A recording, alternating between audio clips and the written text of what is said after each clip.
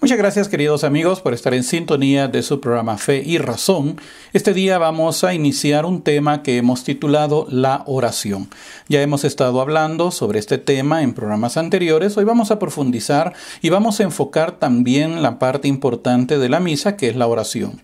Vamos a enfocar al final de todo lo que vamos a estar hablando durante este programa. Vamos a estar hablando sobre la oración y cómo la misa, mis queridos hermanos, también es una oración completa. Por lo tanto, nosotros debemos de tener mucho cuidado en la oración, en la misa, porque la oración es esa comunicación que nosotros tenemos con Dios. Por lo tanto, tenemos que tener mucho respeto, mucha reverencia, mucha comunión con Dios en ese sentido. Vamos a leer la palabra de Dios en el Evangelio de San Lucas, capítulo 18, versículos del 1 al 8. San Lucas, capítulo 18, versículos del 1 al 8, dice de la siguiente manera: Les propuso una parábola para inculcarles que era preciso orar siempre sin desfallecer. Había en una ciudad un juez que ni temía a Dios ni respetaba a los hombres. Había en aquella misma ciudad una viuda que, acudiendo a él, le dijo: «Hazme justicia contra mi adversario». Durante mucho tiempo no quiso, pero después se dijo a sí mismo: «Aunque no temo a Dios ni respeto a los hombres, con todo, como esta viuda me causa molestias, le voy a hacer justicia para que deje de una vez de importunarme». Dijo pues el Señor: «Oíd lo que dice el juez injusto. Pues, ¿no hará Dios justicia a sus elegidos que están clamando a Él día y noche? ¿Les hará esperar? Os digo que les hará justicia pronto. Pero cuando venga el Hijo del Hombre, ¿encontrará fe sobre la tierra?». Y esta es palabra del Señor. Qué importante, mis queridos hermanos, es la oración. Ya en muchos programas hemos enfatizado cómo la oración tiene que ser parte de nuestra vida como cristiano. Hemos enfatizado cómo nosotros tenemos que aprender a entrar en esa dimensión, a esas moradas, como le llamaba Santa Teresa de Jesús. Esas moradas donde nosotros tenemos que entrar a buscar la presencia misma de Dios.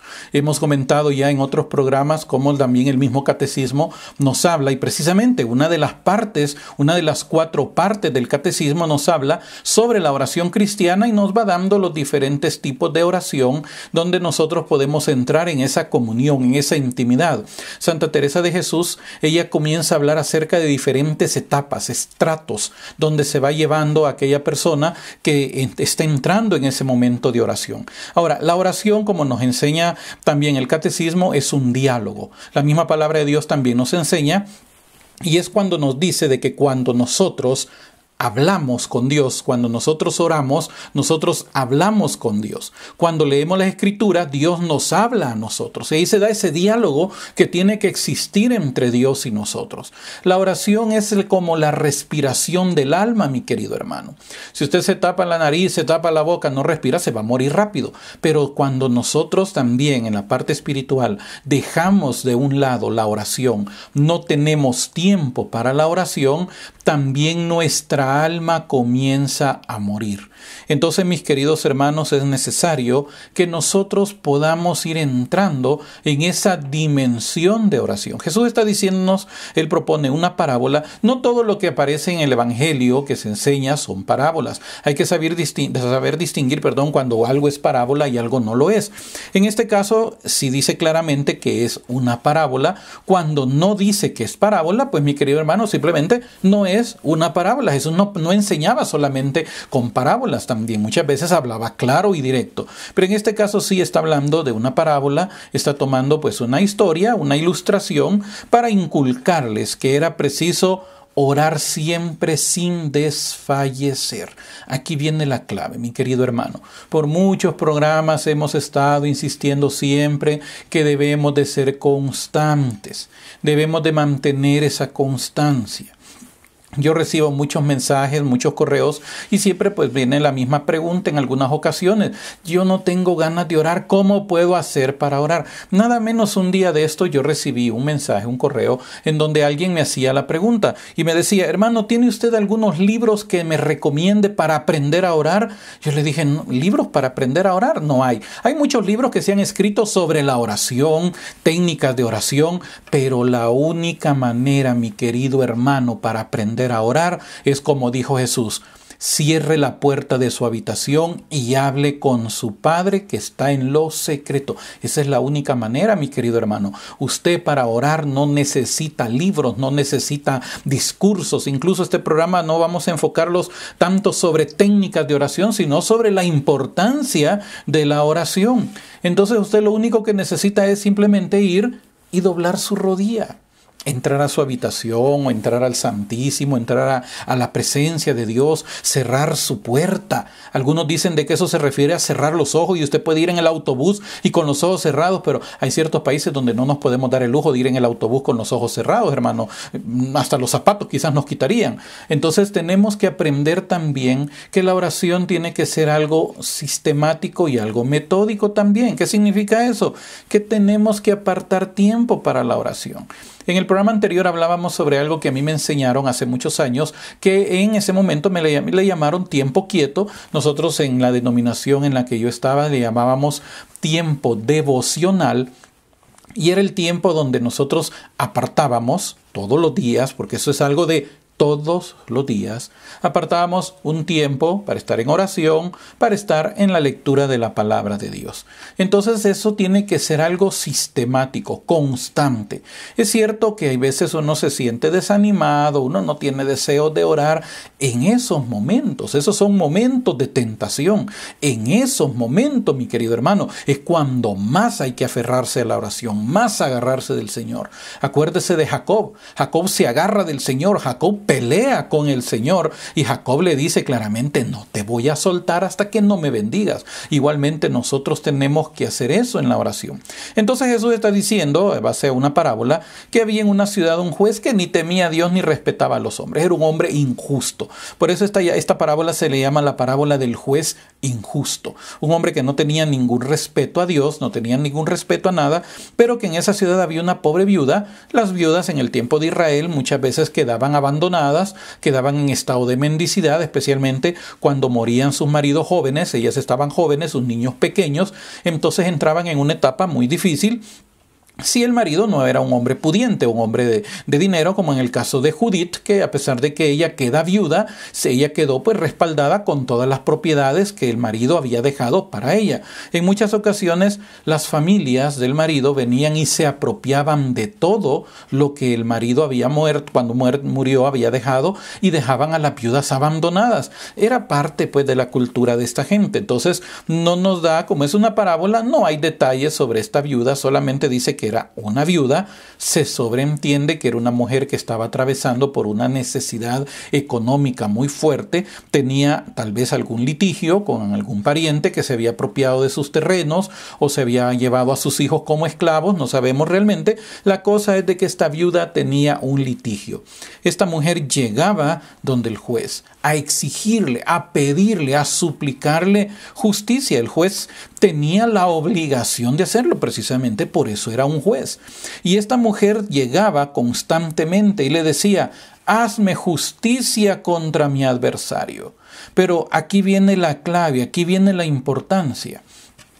Versículo 4 de este pasaje de Lucas capítulo 18 dice que durante mucho tiempo este hombre injusto no quiso hacerle justicia. Por eso dice claramente que era un hombre injusto, un juez injusto. No quiso hacerle justicia, pero después se dijo a sí mismo: aunque no temo a Dios ni respeto a los hombres, como esta viuda me causa molestias, le voy a hacer justicia, para que deje de una vez de importunarme. Este hombre estaba harto de esta mujer. Estaba harto que esta mujer estaba constantemente bombardeándolo, exigiéndole, pidiéndole, suplicándole que le hiciera justicia. Y a pesar que, como él mismo reconoce, no teme a Dios ni respeta a hombres, pero como esta mujer ya lo tenía harto de su petición, entonces este hombre decide hacerle justicia, pero más que todo, no porque él era un hombre justo, sino para quitarse al fin esta mujer de encima. Y aquí viene la enseñanza, aquí viene la aplicación de lo que Jesús está haciendo con esta parábola. Dijo pues el Señor: oíd lo que dice el juez injusto. Pues no hará Dios justicia a sus elegidos que están clamando a Él día y noche. Aquí viene ya la primera clave. Dice que están clamando a Dios día y noche. Eso, mi querido hermano, nos está hablando ya de perseverancia, de constancia, de un tiempo de oración. Se recomienda tiempo de oración en la mañana, tiempo de oración en la tarde, día y noche. Los mismos judíos tenían su tiempo de oración, que era por las mañanas, y el sacrificio vespertino, que era en la tarde. La iglesia ha mantenido sus tiempos de oración, las laudes, las vísperas, las completas, y los que están dedicados 100% a la oración en la vida monástica tienen las tercias, la nona, la sexta, las diferentes horas. Cada cierta hora están ellos teniendo sus tiempos de oración, y todo tiene un solo objetivo: estar clamando al Señor, estar adorando al Señor, pero también clamando su misericordia, clamando las peticiones que se están haciendo.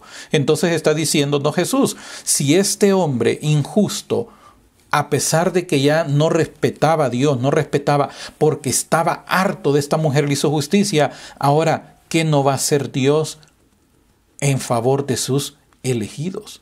Y aquí es otra enseñanza, queridos hermanos, que también debemos de tener mucho cuidado de no caer en el error calvinista, que habla de una elección incondicional, en el sentido que Dios eligió a unos para el cielo y otros para el infierno. No, el cielo es para todos y el infierno es para todos. O sea, todos nosotros merecemos el infierno, pero Dios en su gran misericordia nos ha permitido ir al cielo. Lastimosamente, no todos irán al cielo. Tristemente, muchos irán al infierno. Pero los que hemos sido, dice aquí la palabra de Dios, elegidos. ¿Qué significa eso? Que Dios eligió a usted para que se salvara. No, simplemente Dios en su misericordia nos eligió para que pudiéramos tener un amor hacia Dios y de esa manera poder salvarnos.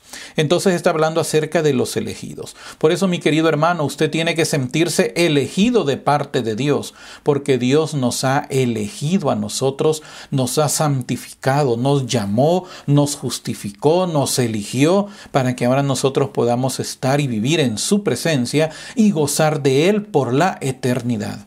Entonces está diciendo Jesús: oigan lo que dice el juez injusto, pues ¿no hará Dios justicia a sus elegidos que están clamando a Él día y noche? ¿Les hará esperar? Ahora, aquí hay algo bien interesante, mi querido hermano. Hay veces que Dios sí nos hace esperar. Y no lo hace porque Él sea un Dios caprichoso o porque simplemente a Él se complace en fastidiar nuestra vida. No.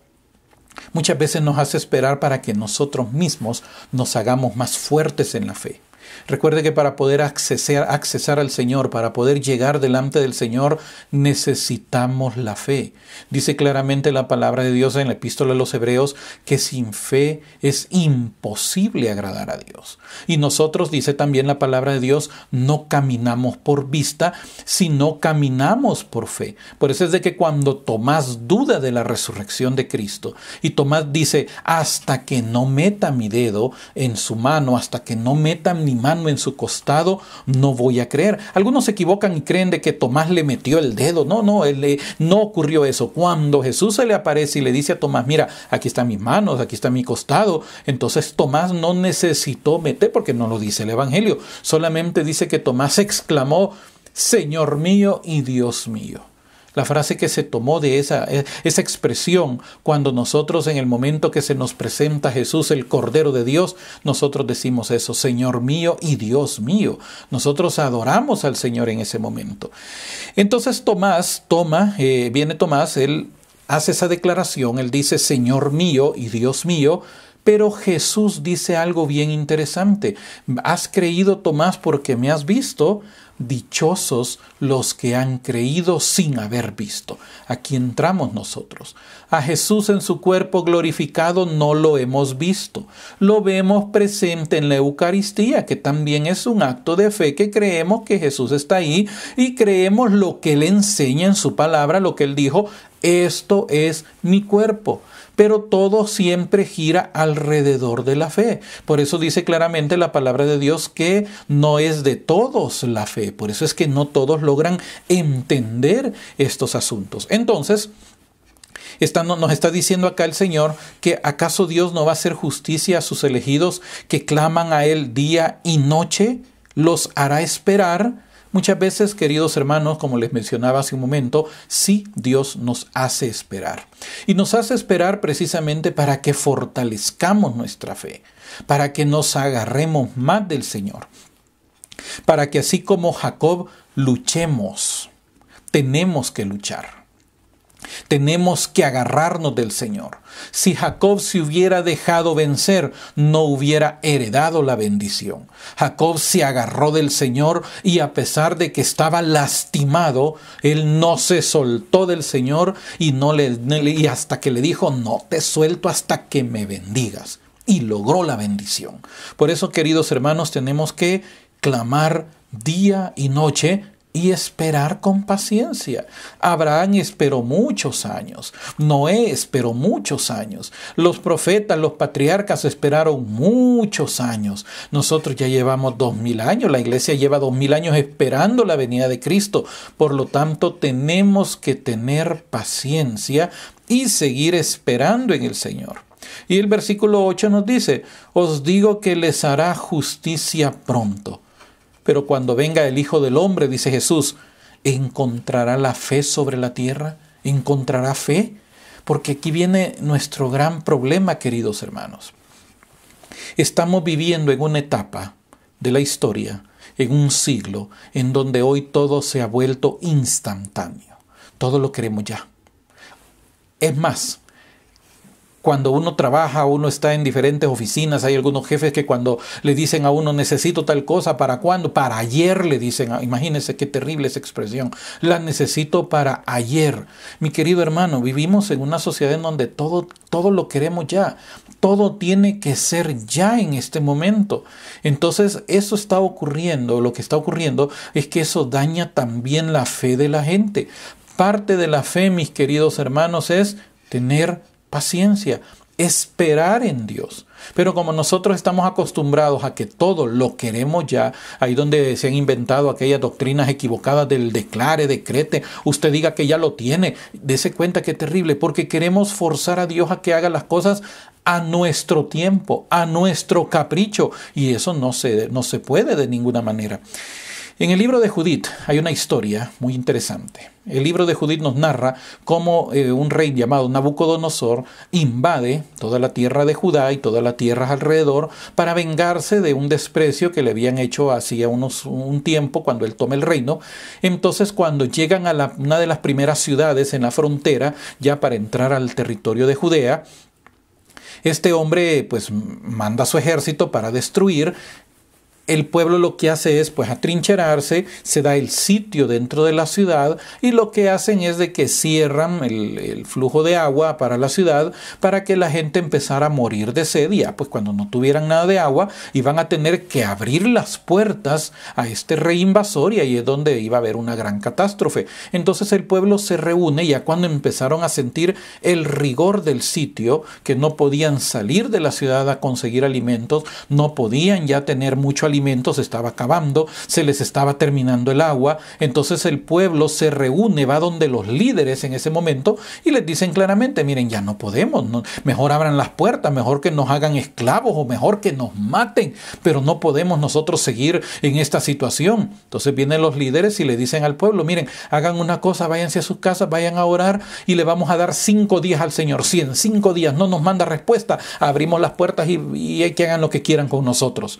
Cuando eso llega a oídos de Judith, una mujer viuda, joven, de muy buena posición económica y social, y le llegan a avisar, miren, los ancianos dijeron de que en 5 días, pues si Dios no nos ayuda, vamos a abrir las puertas y pues que se haga la voluntad de Dios. Judith los mandó a llamar y los recrimina a ella y les dice, bueno, ¿y ustedes quiénes son para estarle poniendo plazo a Dios? Dios hace las cosas en el momento que Él quiere hacerlas. Ustedes no pueden venir a ponerle plazo a Dios de ninguna manera. Y eso, mi querido hermano, nos está ocurriendo a nosotros. Le estamos poniendo plazo a Dios. Señor, si para tal fecha tú no me has mandado lo que te estoy pidiendo. ¿Y qué vamos a hacer? ¿Qué va a hacer, mi querido hermano? ¿Se va a enojar? ¿Se va a volver satanista? ¿O qué va a hacer? Si fuera de Dios no tenemos nada más, hermano. Entonces, ¿qué es lo único que nos queda? Esperar. Eso es lo único que nos queda. Eso es cuando uno está enfermo y le toca ir al hospital o le toca ir donde el doctor. Uno tiene que esperar su turno. Por eso es que al que está enfermo se le llama paciente, porque tiene que tener paciencia, que le va a llegar su momento, hermano. Hace años yo tuve una experiencia, en un lugar donde yo trabajaba, pues me enfermé, pues comí algo que no me cayó muy bien, entonces a mí me cayó una enfermedad del estómago y yo tuve que ir al Seguro Social, que es el lugar donde pues van a morir pues muchos. Entonces me toca ir al Seguro Social porque donde yo trabajaba exigían que uno llevara constancia por las diferentes fraudes que muchos empleados cometen cuando van y consiguen con el pariente, con el amigo que es médico, una constancia falsa. Yo tenía un compañero de trabajo que siempre que iban a jugar 2 equipos españoles, su clásico que le llaman, a este muchacho siempre le daba conjuntivitis. Cada vez que iba a haber un partido de estos 2 equipos, él se incapacitaba, le daba conjuntivitis. Lo interesante es que solo le daba conjuntivitis el día del partido, porque el siguiente día llegaba y como que nada. Pero llevaba su constancia que el día anterior había tenido conjuntivitis. Hasta que, claro, pues pusieron la regla y dijeron, no, aquí si no viene del Seguro Social, pues no va a haber incapacidad de ningún tipo. Entonces a mí me toca ir al Seguro Social, enfermo del estómago. Yo llego a la 1 de la tarde. Y cuando yo voy viendo el reloj y después de varias visitas al baño, voy viendo la hora, ya eran las 5 de la tarde y a mí no me atendían, solo me decían, ya lo vamos a llamar. Luego entraba un grupo, los atendían, se iban y yo había entrado en emergencia. Pero emergencia dijeron, no, esto no es una emergencia, váyase a consulta general. Y me tocó ir a esperar allá y yo veía que entraba un grupo de los que ya tenían cita, los atendían y se iban. Entraba otro grupo de los que traían cita y se iban. Ya cuando eran las 5 de la tarde yo fui a preguntar y yo dije, miren, ¿y qué pasó? ¿A qué hora me van a llamar? Yo estoy aquí desde la 1 de la tarde y definitivamente yo no estoy en condición de estar sentado más en esa sala de espera. Entonces viene la auxiliar que estaba ahí, la enfermera, y me pregunta mi nombre, y cuando ve el archivo me pregunta, y ya se fue a tomar las placas, me dijo. ¿Y placas para qué? Aquí le han dejado rayos X. ¿Rayos X? ¿Y rayos X para qué? Le dije yo. No, pero es que aquí aparece que le han pedido rayos X y que usted me ve fracturado, me ve quebrado. Si yo lo que vengo es con diarrea, ¿y desde cuándo le toman rayos X a la diarrea? Yo estaba molesto con esta mujer. Cuando vieron que habían cometido el error, hasta entonces fue que me atendieron. Sí, para poderme curar de esa enfermedad lo que necesitaba pues era unas sopitas, era suero, nada más. No necesitaba mayor, pero lo que necesitaba era la incapacidad. Por eso tuve que soportar con paciencia 4 horas hasta que me atendieran. Entonces, mi querido hermano, la oración requiere también mucha paciencia. Todo tiene su tiempo. Claramente lo dice el libro de Eclesiastés. Todo tiene su tiempo. Todo lo que se quiere en la tierra, bajo el cielo, tiene su hora. Lo único que tenemos que hacer es esperar que esa situación se dé. Entonces, la oración, mis queridos hermanos, conlleva mucha fe, mucha paciencia, mucha espera. ¿Qué es la oración? Catecismo de la Iglesia Católica, numeral 2559. Numeral 2559, el Catecismo nos dice de la siguiente manera. Para mí la oración es un impulso del corazón, una sencilla mirada lanzada hacia el cielo, un grito de reconocimiento y de amor, tanto desde dentro de la prueba como desde dentro de la alegría. Y lo dijo Santa Teresa del Niño Jesús. Para mí la oración es un impulso del corazón. Si no hay un impulso del corazón, mis queridos hermanos, difícilmente vamos a tener ese deseo de tener oración, de hacer oración. Tiene que ser un impulso de nuestro corazón. Luego está diciendo que es una sencilla mirada lanzada hacia el cielo. Por eso es que cuando llegan aquellos hombres y le dicen a Jesús, Señor, enséñanos a orar. Jesús les dijo, cuando ustedes oren, no sean como aquellos que creen que por hacer largas oraciones Dios los va a escuchar. Eso es lo que les dijo. Y luego les dice Jesús, ustedes no tienen necesidad de estar con grandes discursos. La versión Reina Valera traduce de una manera equivocada, tendenciosa, esa frase diciendo, cuando ustedes oren no hagan vanas repeticiones, para tratar de desvirtuar el poder del Santo Rosario. Entonces dicen, cada Ave María se está repitiendo, pero lo hacen como una estrategia para que la gente no rece el rosario. Pero Jesús no habló de vana repetición. Jesús dijo, cuando ustedes oren, no hablen mucho, porque ya su Padre sabe lo que tienen necesidad. Ustedes lo que tienen que decir es, y nos da el modelo de oración que debemos de rezar todos los días. Entonces la oración, de acuerdo a Santa Teresa del Niño Jesús, es una sencilla mirada lanzada hacia el cielo. Un grito de reconocimiento y de amor, una sencilla mirada. No necesitamos grandes discursos, ni grandes oraciones, ni que las esté diciendo en latín tampoco. No necesita eso. Una mirada sencilla lanzada al cielo. Un grito de reconocimiento. ¿Reconocimiento de qué? De que no podemos hacer nada, solo Dios puede. Nosotros no podemos actuar, solo Dios puede. Nosotros no podemos hacer absolutamente nada más que lo que el Señor quiere que nosotros hagamos y esperemos. Entonces es un grito de reconocimiento. Señor, siervo inútil soy. Señor, ¿qué voy a hacer sin ti, Señor? Señor, si tú quieres, así enseña la oración, si tú quieres, puedes sanarme. No se le exige, no se le obliga, no anda declarando, ni decretando, ni diciendo, yo decreto que Dios me va a sanar. Eso es blasfemia, mi querido hermano. Jesús no nos enseñó a orar así. Jesús mismo nos dijo, cuando Él nos enseña un modelo de oración y luego lo pone en práctica, nos da el ejemplo práctico en el momento del huerto donde está diciendo, Señor, si es posible, Padre, si es posible que pase de mí esta copa, pero no se haga lo que yo quiera, sino lo que tú quieras. Nos está enseñando que tenemos que estar siempre presentes, siempre conscientes de que es la voluntad de Dios la que al final cuenta. Entonces nos está diciendo Santa Teresa del Niño Jesús que tiene que ser un grito de reconocimiento y de amor. La oración, mis queridos hermanos, también conlleva mucho amor. Ese es otro gran problema que nosotros estamos teniendo actualmente. Estamos tomando la oración solamente para satisfacer nuestras necesidades, muchas veces son justificadas, nuestras pruebas, nuestras enfermedades, nuestras situaciones económicas, pero no lo hacemos tanto por amor a Dios. Nosotros nos hemos vuelto seguidores de Dios no por ser Dios, sino por lo que Dios nos pueda dar. Y eso aparece incluso en el tiempo de Jesús. Jesús viene, un día le dice a uno de sus discípulos, ¿qué le vamos a dar de comer a toda esta gente? Le dice el otro, pero es que si vamos a comprar 200 denarios, un denario era lo que ganaba un jornalero en el día, era el salario mínimo. Entonces necesitaban 200 salarios mínimos para darle de comer a toda esa gente. Y le dice, si vamos y gastamos 200 denarios, no nos va a alcanzar todavía para toda esta gente. Entonces viene Jesús y les pregunta, ¿y qué es lo que ustedes tienen? Pues solo tenemos 2 peces y 5 panes, pero ¿qué es esto para toda esa gente? Pues díganle que se sienten y viene Jesús y hace el milagro de la multiplicación. Dicen algunos que, pues, pobrecitos, ellos patinan en esto y dicen, no, es que no hubo una multiplicación, sino que lo que ocurre es que nos está enseñando que Dios es proveedor. Esos pobrecitos están blasfemando contra Dios, porque Jesús dijo que sí hubo una multiplicación y yo le creo a Dios. O sea, si está en la palabra de Dios y la palabra de Dios fue inspirada por el Espíritu Santo, yo le creo a Dios, no le creo a esta gente.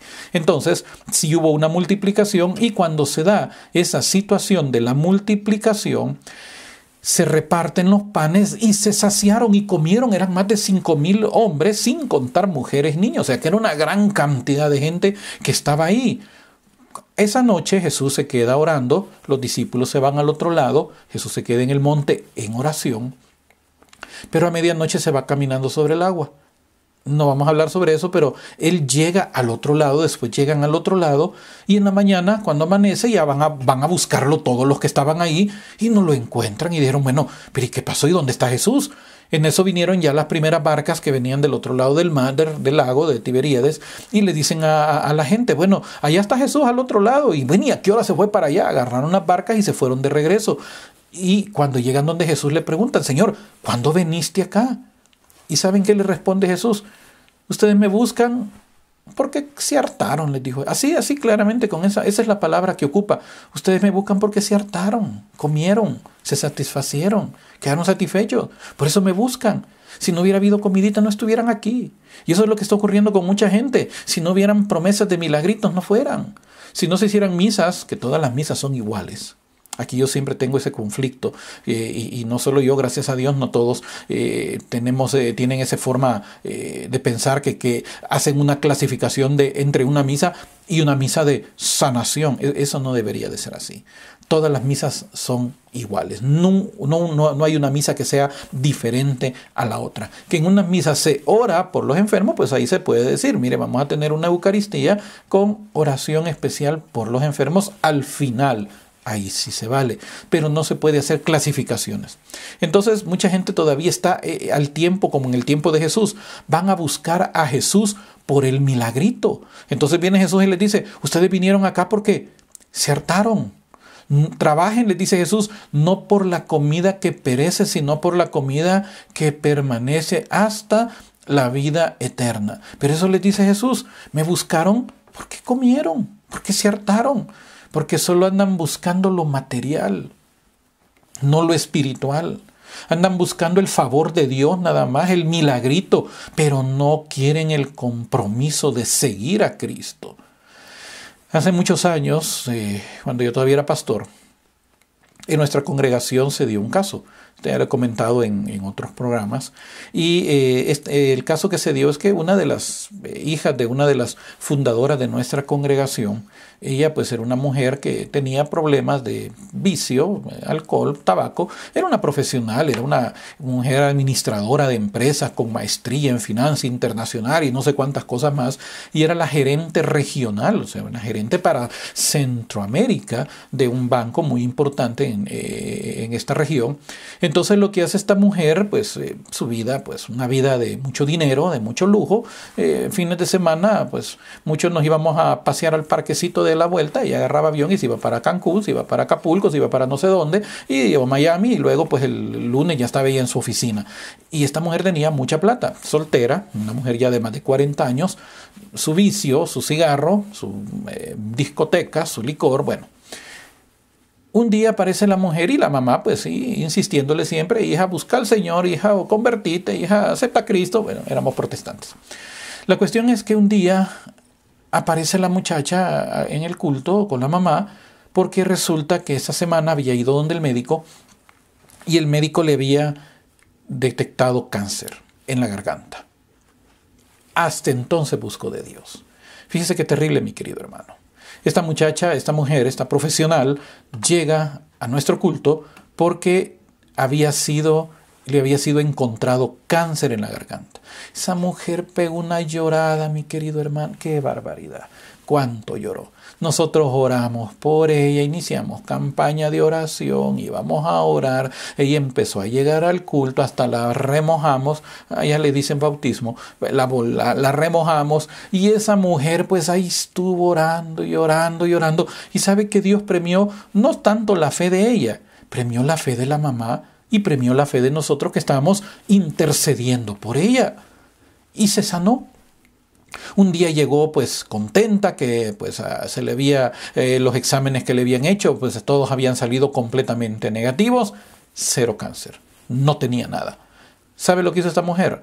Siguiente fin de semana se fue a celebrar con sus amigas a una discoteca a Cancún. Se fue a emborrachar, se fue a fumar y no la volvimos a ver en la congregación. No volvió, porque ya Dios le había hecho el milagro.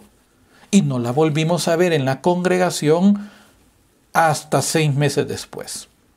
A los 6 meses vuelve a llegar llorando porque le habían vuelto a encontrar cáncer y esta vez más agresivo que el anterior.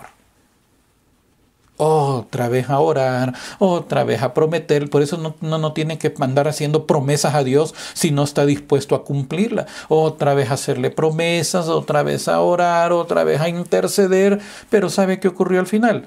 La sepultamos. Ella falleció. Porque con Dios no se juega, mi querido hermano. Y eso es lo que está ocurriendo con mucha gente. Mucha gente está buscando de Dios porque andan buscando el favor, andan buscando el milagrito, andan buscando que Dios les resuelva el problema, les resuelva el asunto. Por eso es que mucha gente vive una vida de inconversión y, como mencionaba en un programa anterior, mucha gente incluso se ha ido de nuestra iglesia, de la iglesia católica, porque pues cometieron alguna situación o se vieron involucrados en alguna situación que los lleva incluso a la cárcel. Y ahí aprovechan pues los protestantes para llegar y decirles que mientras usted esté en esa iglesia de maldición, Dios lo va a seguir maldiciendo. Venga, acepte a Cristo y sálgase de esa iglesia y véngase con nosotros y va a ver cómo Dios ya lo va a sacar de aquí de la cárcel. Y por eso mucha gente se ha ido de la iglesia católica, se han sanado incluso, o por enfermedades se han ido de la iglesia católica, pero todo es porque andan buscando nada más el milagrito. Mis queridos hermanos, dice Santa Teresa del Niño Jesús que tiene que ser un grito de reconocimiento y de amor, no por el favor, no por el milagro, de amor, tanto desde dentro de la prueba como desde dentro de la alegría. Había un corito que cantábamos en la congregación cuando yo era protestante. Este corito decía: alabar a Dios cuando las cosas te vayan bien, qué bueno es. Alabar a Dios cuando en la vida no haya problemas, qué cosa buena. Pero yo te alabo, mi Señor, en mi quebranto y en mi dolor, decía ese. Y ese corito pues tiene mucha razón, porque no solamente nosotros vamos a alabar a Dios cuando todo nos vaya bien, sino que también cuando las cosas no nos estén saliendo tan bien como nosotros quisiéramos. Por eso nos está diciendo Santa Teresita, de que tiene que ser un grito de reconocimiento y de amor tanto desde dentro de la prueba como desde dentro la alegría. Entonces, ¿estamos alegres? Oremos al Señor. ¿Estamos en dificultad? Oremos al Señor. ¿Estamos atravesando oremos al Señor? Y de esa manera, mis queridos hermanos, vamos entrando en esa dimensión de fe. Ya no es una oración por obligación. Ahora se hace por amor. Por eso es que la oración se compara al diálogo con un ser querido. Cuando uno tiene a alguien a quien uno quiere, a uno le gusta estar tiempo con esa persona. Y le gusta pasar tiempo. Y muchas veces no están hablando. Eso se da mucho en las relaciones de esposos, en las relaciones de parientes. Estamos en la misma casa, estamos a veces en la misma casa, pues a lo mejor cada quien está en su habitación, cada quien está en sus ocupaciones, pero ahí estamos juntos. Y sabemos que pues ahí estamos y en cualquier momento nos hablamos, nos vemos. Y no necesariamente tenemos que estar hablando, pero sabemos que ahí estamos juntos. Igualmente es la oración. No siempre la oración solamente tiene que ser estar dame, como dice el libro de Eclesiastés, que las sanguijuelas son así, o Proverbios, no recuerdo cuál. Dame. En nuestro país, en El Salvador, hablamos de ser asadón. El asadón, aquella herramienta pues que se mete para sacar tierra, solo para adentro, y no damos nada. Entonces tenemos nosotros, mis queridos hermanos, que ser igual con Dios. Muchas veces nos volvemos asadones con Dios, solo queremos dame, para adentro. Y no siempre, mi querido hermano, la oración tiene que estar pedir. Con solo a veces estar en silencio. Llegar y decirle: Señor, aquí me voy a estar un rato contigo. Y ahí se está, silencio, sin hablar mucho, sin decir nada, simplemente en silencio. Ya se está orando en ese momento, ya se está teniendo esa comunión. Por eso la oración, mi querido hermano, nos dice, y terminamos nuevamente con esta frase, es un impulso del corazón, una sencilla mirada lanzada hacia el cielo, un grito de reconocimiento y de amor tanto desde dentro de la prueba como desde dentro de la alegría. Lo dijo Santa Teresa del Niño Jesús. Así que, mis queridos hermanos, la oración tiene que ser constante, sin desfallecer, sin mucha pretensión, reconociendo que solamente Dios es el único que nos puede ayudar. Falta mucho para terminar de hablar sobre este tema. Vamos a seguir en el siguiente programa hablando sobre la oración, así que manténgase siempre en sintonía de nuestros programas. Si usted desea que nosotros le visitemos en su comunidad también para impartir algún taller, alguna reflexión, alguna prédica o para compartir nuestra experiencia de testimonio de conversión a la Iglesia Católica, escríbanos a nuestro correo electrónico smelara67@yahoo.com. smelara67@yahoo.com. Y si estos programas están siendo de bendición para usted, también comuníquese a ese correo para que pueda también colaborar con nuestro ministerio. Muchas gracias y manténgase siempre en sintonía de nuestros programas.